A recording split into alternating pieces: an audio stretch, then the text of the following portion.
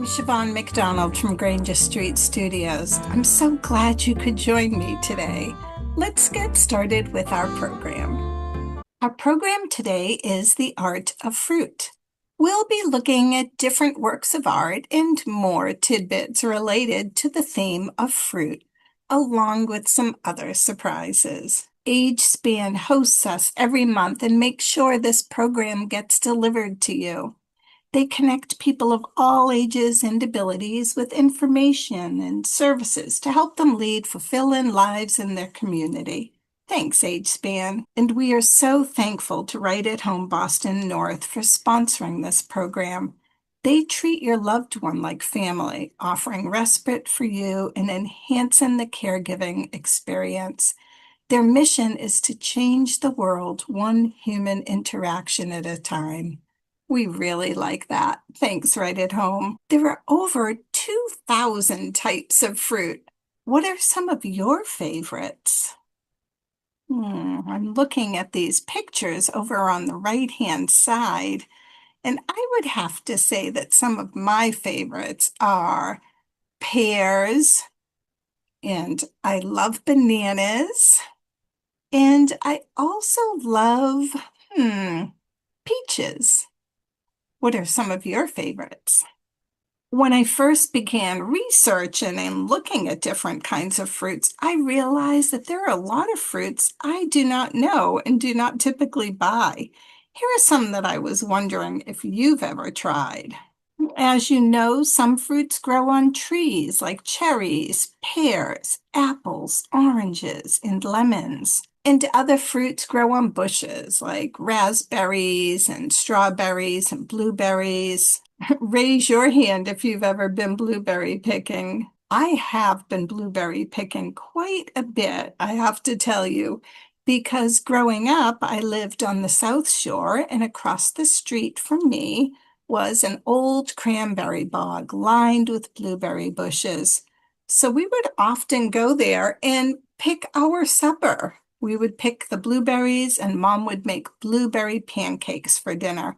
That was a treat. Here are some of my favorite ways to eat blueberries.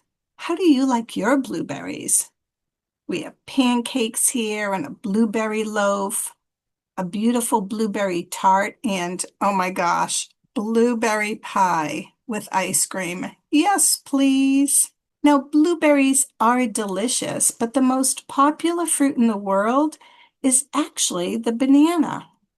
It is also one of the most widely consumed fruits globally, with over 100 billion bananas eaten each year. Wow. There's even a song called the Banana Boat Song. It originated around the beginning of the 20th century when the banana trade in Jamaica was growing. It's a call and response song that was sung by Jamaican dock workers. They typically were working at night to avoid the heat of the daytime sun. So when daylight arrived, they expected their boss would arrive to tally the bananas so they could go home. It became Harry Belafonte's signature song after release on his 1956 album. Harry Belafonte was a famous singer and also a pivotal figure in the civil rights movement. He was born in Harlem in 1927 and he lived until age 96. The New York Times said that Belafonte almost single-handedly ignited a craze for Caribbean music.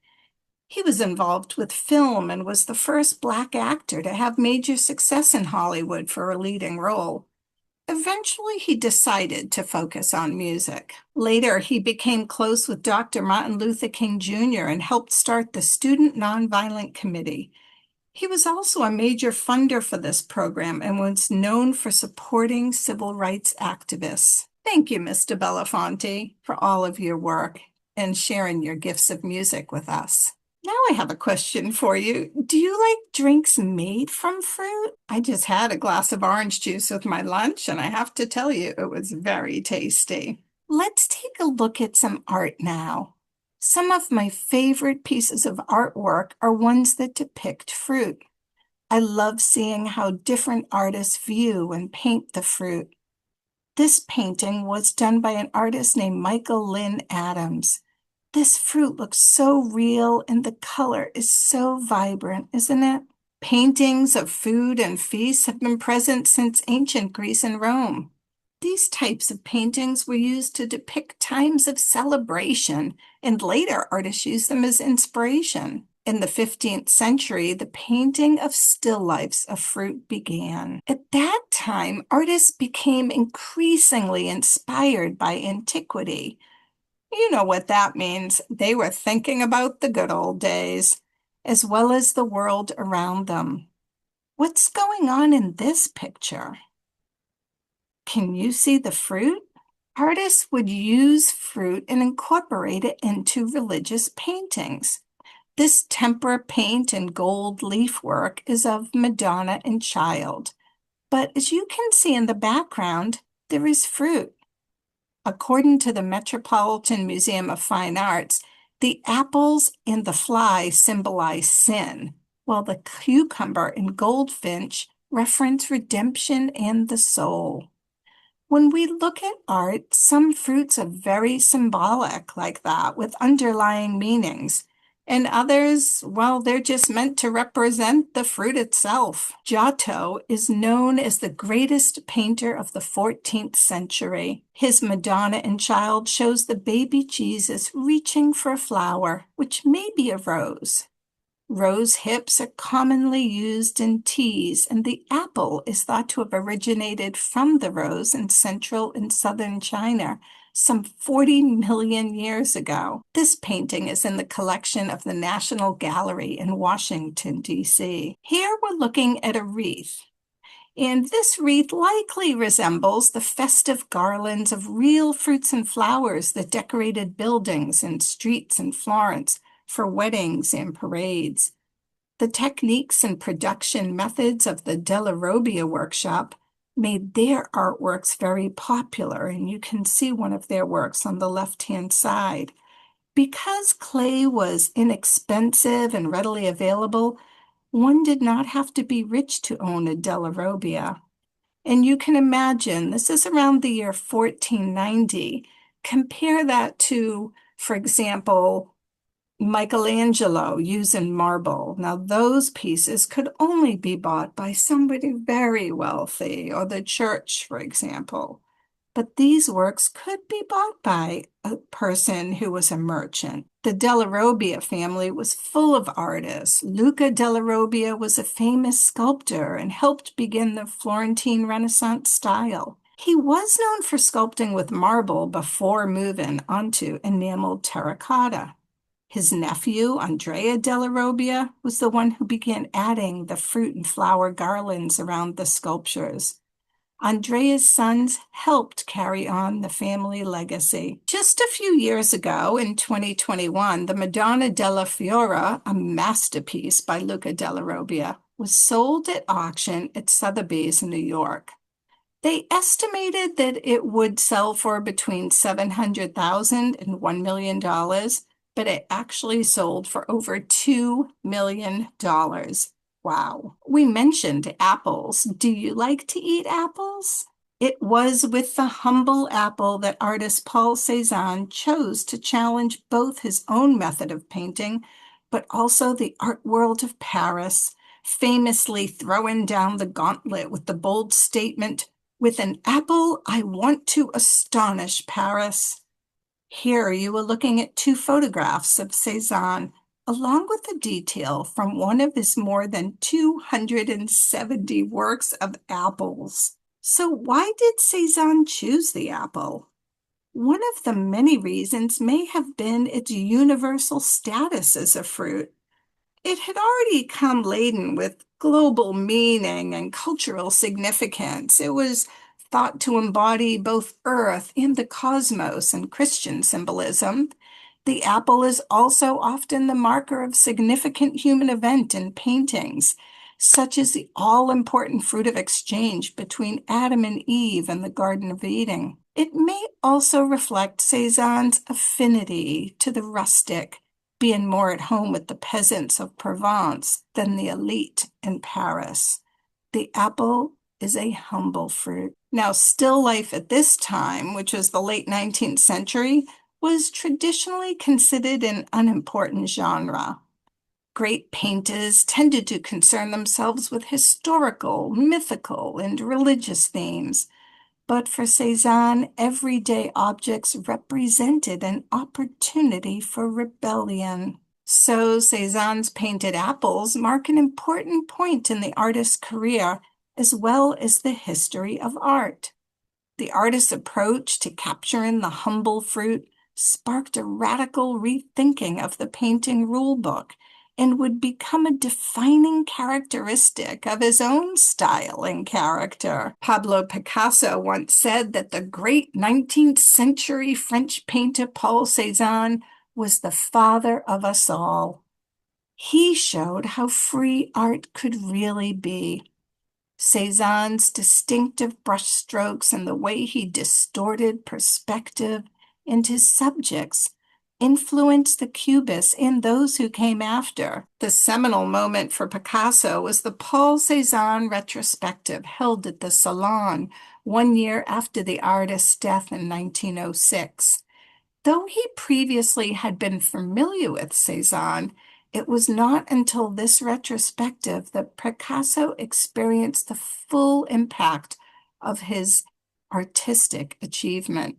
As he later put it, Cézanne's influence gradually flooded everything.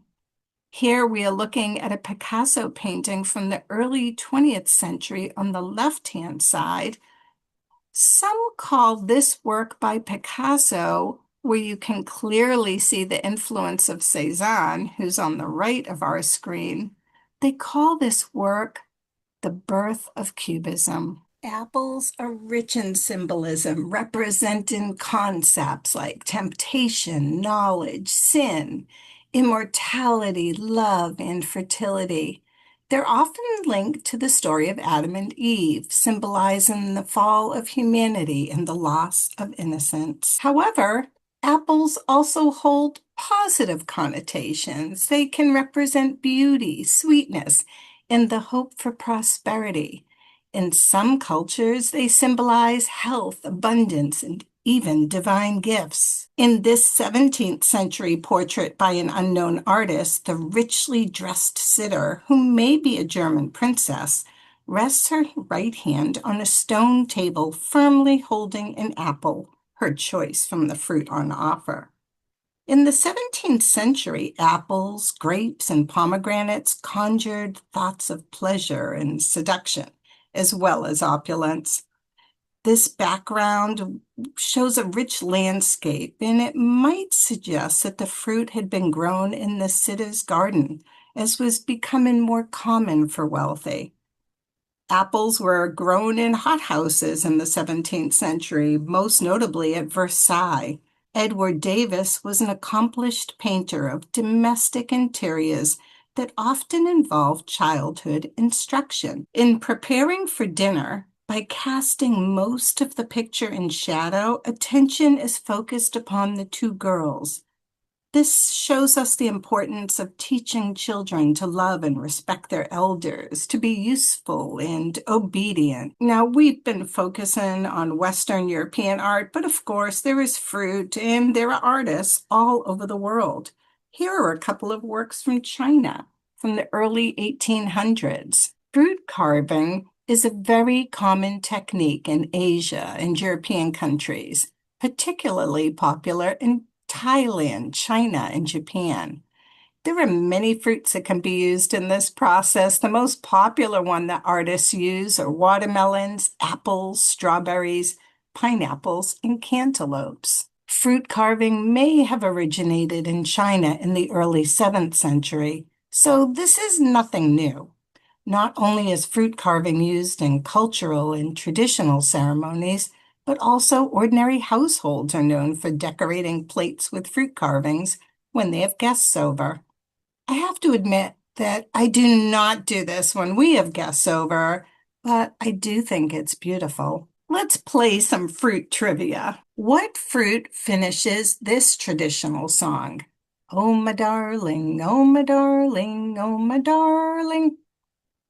Is it A, a honeydew, a tangerine, a watermelon, or a clementine? If you said clementine, you got it right. Oh, my darling clementine. The durian is the world's stinkiest fruit. It is grown in Asia. Now, maybe you've never heard of this fruit, but I want you to imagine, how stinky do you think it is? Is it so stinky that it can peel off wallpaper? Is it so stinky that you can be fined if you bring it on board a public bus or train? Or is it so stinky that it can make grown men cry? Well, the answer is that you can actually be fined. In Singapore, you can be fined $500 for bringing them onto a public bus or train if you refuse to take it off. What are raisins? Are they dried strawberries, dried blueberries, or dried grapes? If you said they are dried grapes, you got it right. Congratulations. This painting is called The Fruit Stall. It was painted by Franz Snyders in 1618. And while you might be able to tell what some of these fruits are, others are really unrecognizable. Like I can tell that the grapes are up here and what looks like apples here, some melons, but I have no idea what is in this bowl or this basket. Botanists and scholars often look at paintings like this to figure out the evolution of the well-known fruits we eat today and to get an idea of what fruits are no longer with us. Now, who said anything about art being serious all the time? When I saw this painting, I couldn't help but laugh because of how silly it is. This painting by Giuseppe Arcimboldo, who's an Italian Renaissance painter, was painted around 1591. The subject of the painting is actually the Holy Roman Emperor. In the painting, he is showing us the emperor as the god of seasons. Now, personally, if someone painted me like this, I might be a little offended. But these paintings at this time were sort of an expression of the Renaissance mind's fascination with riddles and puzzles and the bizarre.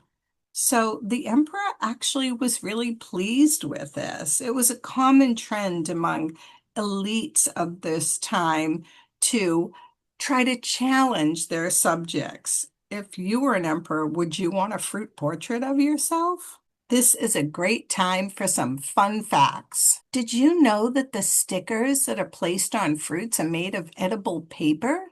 Technically, they can be consumed. Not that you want to do this on purpose, but if you did, there really is no harm. If you're baking an apple pie, for example, and forgot to remove a sticker or two, it's not a big deal. So don't panic if you accidentally eat a sticker. Strawberries typically have around 200 seeds. They're also the only fruit with seeds on the outside. China sells and produces more tangerines than any other country. Apples are not native to North America, or for that matter, to most of Europe. They originated in Kazakhstan and Central Asia, east of the Caspian Sea.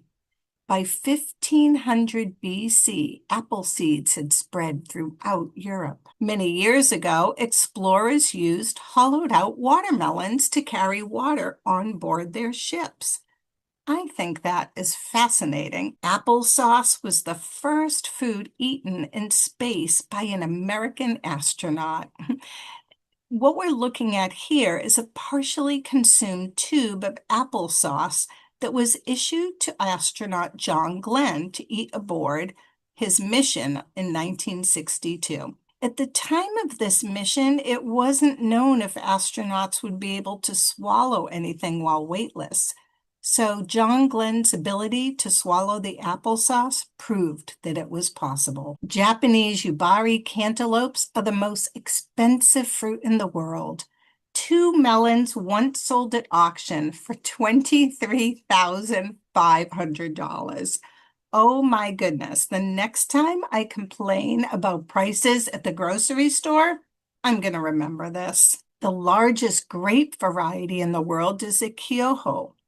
This is a European-American hybrid. It originated in Japan in 1937 and was originally very popular in Japan and China, but now can be found worldwide. It's a slip skin variety, meaning that the skin is easily separated from the fruit.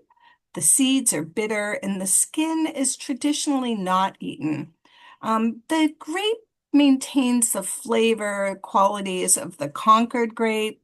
So a lot of grape jellies and Concord grape juice, when you think of that, that's pretty much what this grape tastes like. Aren't they gorgeous? Seville was one of the most important and commercial Spanish cities in the 17th century, but there was also a lot of poverty there.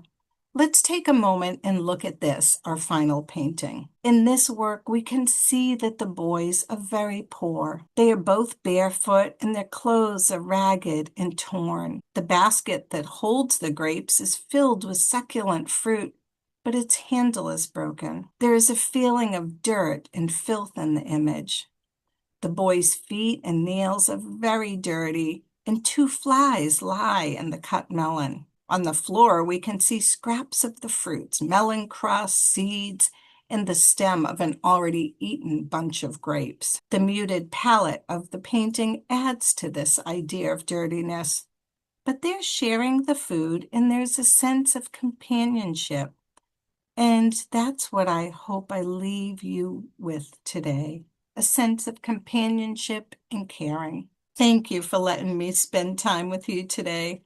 I hope you get to enjoy some delicious fruit soon and wish you a most wonderful rest of your week. And thanks, of course, to Right at Home Boston North and AgeSpan for making it possible for us to spend time together each month.